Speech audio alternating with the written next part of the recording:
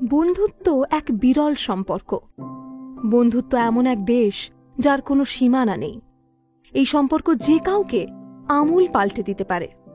কেউ এর মধ্যেই খুঁজে পায় জীবনের নতুন মানে, বদলে যায় তার দর্শন, ভাবনা।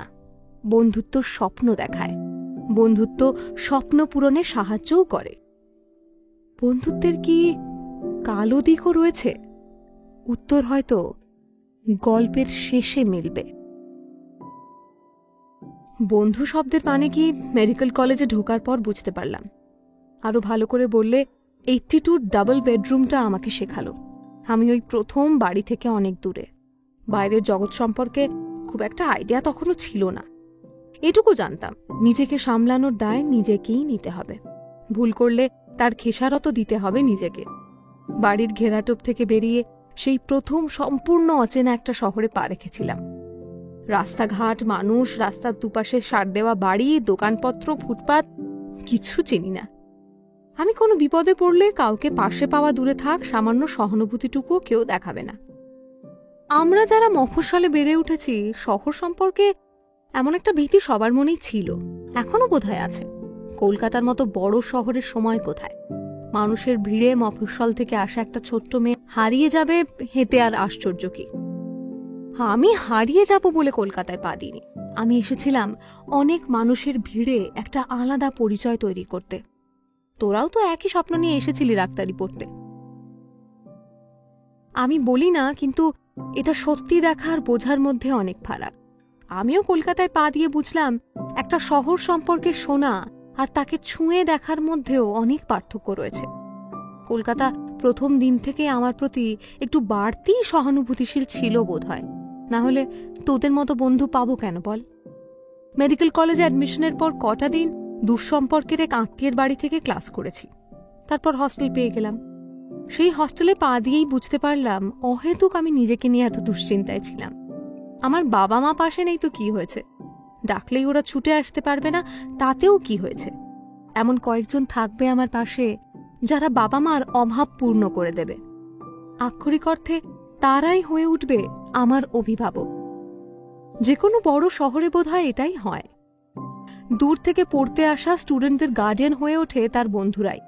ভালো মন্দের খোঁজ তারাই রাখে, মন খারাপের দাওয়াইও তাদের জানা।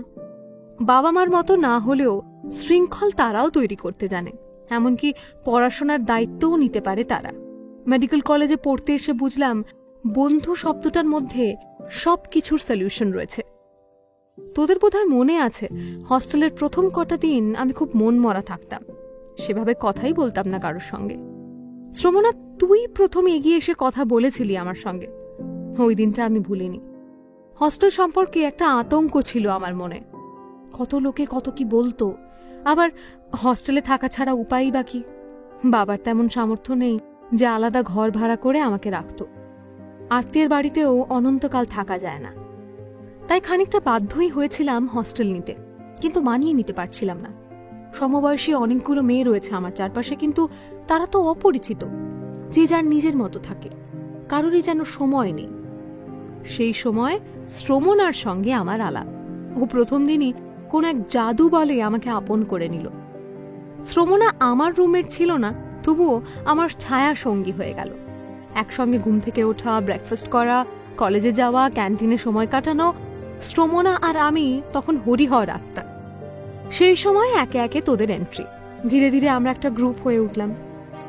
মনে আছে কলেজে আমাদের পঞ্চপাণ্ডব বলে ডাকতো সবাই? যা করি একসঙ্গে করি, একসঙ্গে রাত জাগি, একসঙ্গে পড়ি, একসঙ্গে ঘুমোতে যাই, খেতে যাই, বাড়ি থেকে পাঠানো টাকা বাঁচিয়ে সিনেমা, থিয়েটার দেখা, শপিং করতে যাওয়া, সব একসঙ্গে। জানিস, আজ যখন ফিরে দেখি এক আশ্চর্য রোদ্দুরে ভরে ওঠে মন। যে নরম উজ্জ্বল রোদ আমাদের ঘিরে থাকতো কলেজ লাইফে, তাই যেন হঠাৎ করে ফিরে পাই। দেশ থেকে দূরে, তোদের থেকে এতগুলো বছর দূরে ছিলাম ঠিকই, কিন্তু মনে মনে কোনোদিন দূরে থাকিনি। বিশ্বাস কর, তোরা বরাবর আমার বুকের মাঝখানটা দখল করেই আছিস, থাকবিও চিরকাল। শ্রমনার প্রতি আমার টানটা একটু বেশি, তা তো জানিসই। ওকে আমি বড় ভালোবেসেছি। সরি, আজও একই রকম ভালোবাসি। শ্রমনা মেয়েটাই এমন, ওকে ভালো না বেসে যে পারা যায় না। ভালো তোদেরও বাসি। আজ যেখানে দাঁড়িয়ে আছি, যতটুকু এগোতে পেরেছি, বাবা মার অবদান যেমন রয়েছে তোদেরও রয়েছে। মেডিকেলে ফার্স্ট সেমিস্টারটায় খারাপ ফল করার পর রাতের পর রাত তোরা আমার জন্য খেটেছিস, ফাইনাল ইয়ার পর্যন্ত।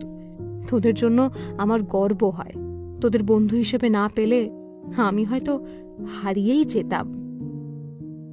তোদের সঙ্গে কাটানো প্রতিটা মুহূর্ত আমার জীবনের সবচেয়ে উজ্জ্বলতম সময়। খুব যত্ন করে সামলে রাখা এক বাক্স খুশির মুহূর্ত। যখনই সময় পাই ওই বাক্সটা খুলে বসি। শ্রমণার হাসি, পারমিতার কবিতা, অর্ণার গান, রোশনির মজার মজার জোক উল্টে পাল্টে দেখি।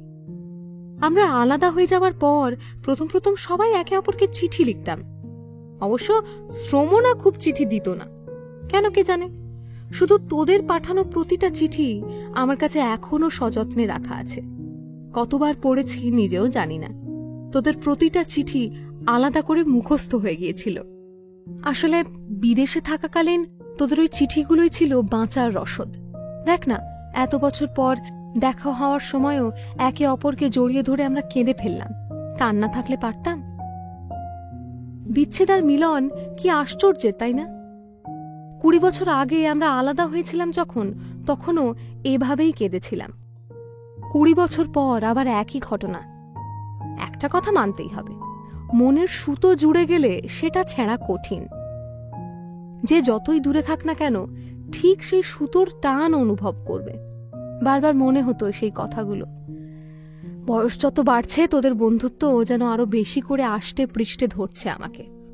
কি আশ্চর্য না, এত বছর আমাদের সঙ্গে দেখা নেই, তাও তোদের সঙ্গে কাটানো প্রতিটা মুহূর্ত আঁকড়ে ধরে বসে আছি।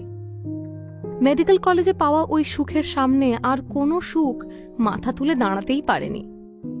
তোরা আমায় যা দিয়েছিলি সেই পরিমাণ না হোক, তার ছিটে ফোটাও তো কোথাও জোটেনি। এই যে এত কথা বলতে বলতে আমি কেঁদে ফেলছি, চোখের জল ধুয়ে যাচ্ছি, কেন জানিস?